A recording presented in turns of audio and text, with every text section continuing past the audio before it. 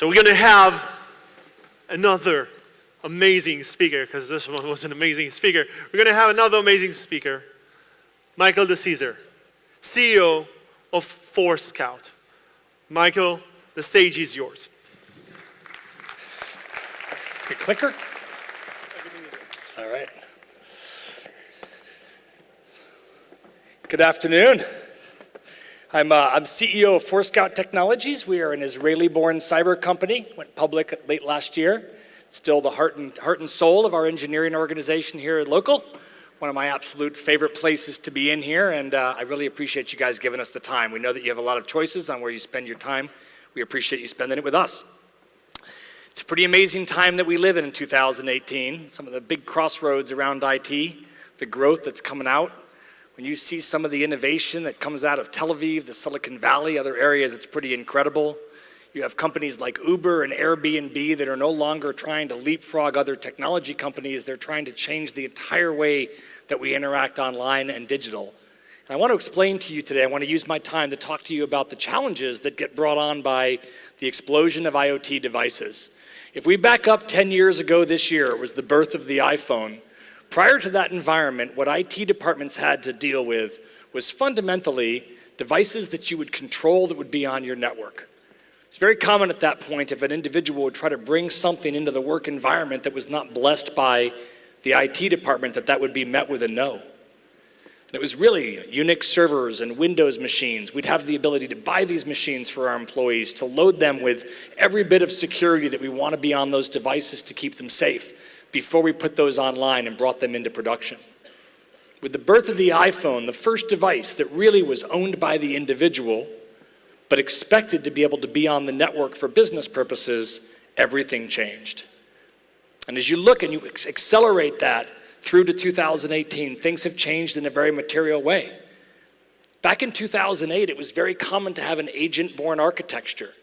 It's the way the antivirus industry works, the EDR industry, the SIM industry, the system management companies. When there's only a few open operating systems representing the vast majority of devices, it was reasonable for companies to expect to have a small piece of software on each of those devices to be able to interact.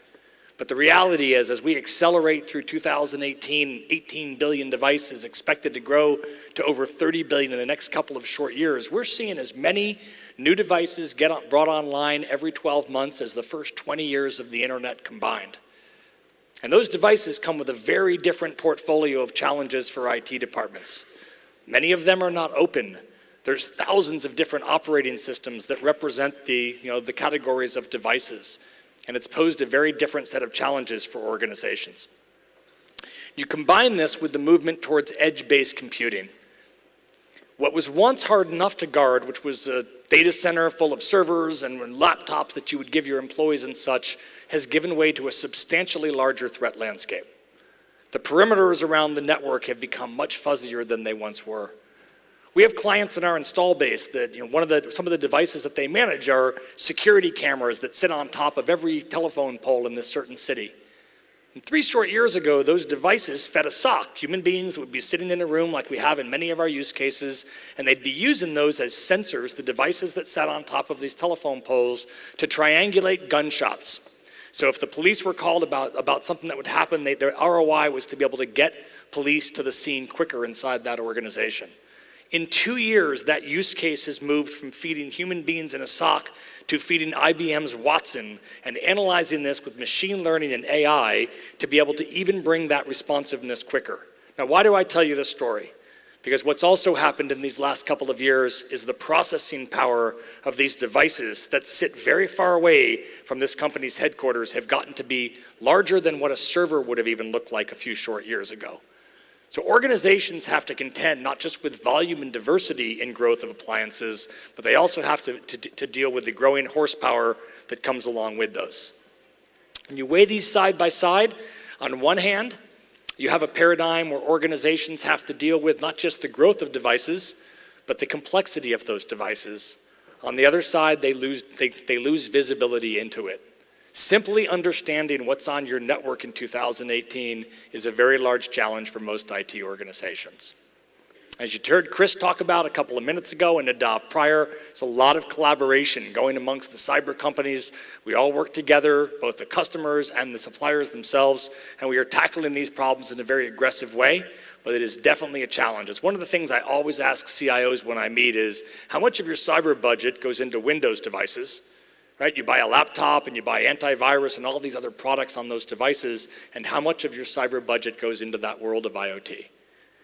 We never thought much of our security cameras being online until one day we woke up and 100 million of them were stitched together in an attack that compromised much of the east coast of the US on many of the critical infrastructure providers that we count on each day. And that is a growing challenge that organizations are dealing with. It carries across both the campus environment. Really, the explosion of IoT devices into the campus is really what has illuminated this new space called visibility, but it's equally as pervasive as you carry that through the kind of the eroding borders of network into the other areas inside those organizations too. Data centers, what was once a highly controlled certain number of physical servers where you'd be able to control what individuals had access, has given way to virtualization. The ease and ability for organizations to spin virtual servers up now is unprecedented. The movement to the cloud. We have organizations that we work with that 2 years ago told us virtually nothing was in the cloud, and it's not uncommon to hear that over 25% of all compute resources in this 2-year period have been moved up to AWS and Azure and other platforms that they count on. See, the visibility, simply understanding what is in that collective environment has become a large challenge for organizations. And increasingly, as many of the organizations that are presenting at this great conference this week is focused on the OT space. Many organizations before WannaCry hit didn't think much about the embedded operating systems in some of these older systems until we looked and started to realize that just that simple patch management of devices being in a place that you need them to be is a really large one and affected many organizations as well. Now, this visibility paradigm that carries across all of these platforms is a very large, and you're going to hear this, and probably have been this entire week. You'll hear many companies talk about this. Simply tackling that problem is a very big challenge for us. Companies can have every security product on the planet on 99% of the devices, and the bad actors will find that 1%. And as we know, many organizations have large, flat networks where once a skilled adversary gets inside, they can move fairly quickly. So what can we do to try and guard against this? When you look at the best defense, the first is recognizing that IoT is not on the way. It's been here for quite some time.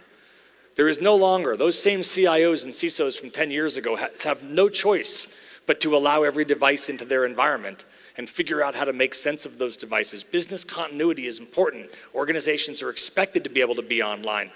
I've got young kids that are 14 or 17 and 20 years old at this stage, and I don't think they've ever even known an environment that didn't include an iPhone. And they probably had an iPhone before they even learned to play some of the simple games. And those individuals are now becoming into the workforce. There's an expectation of continuity that is unprecedented in the history of IT. The first strategy is agentless is an important approach.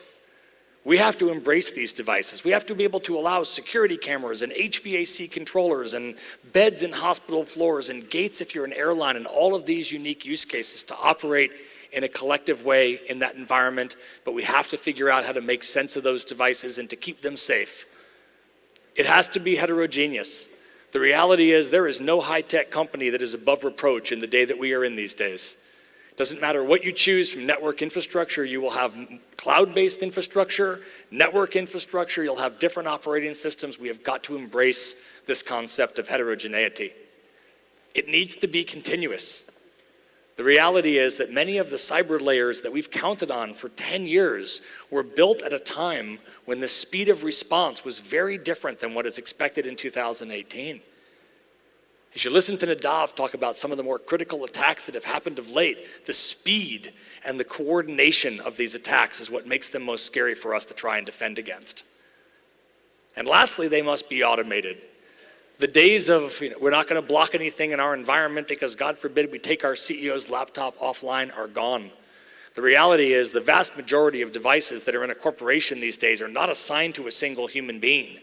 And it might seem very harmless to allow a TV or a printer or an HVAC controller or one of these devices to be on the network, but the reality is that if we see one of those devices behaving the way that it shouldn't behave, we need to be able to take action. We have to trust the cyber industry to be able to automate response to some of these things and still be able to operate in a world of continuity.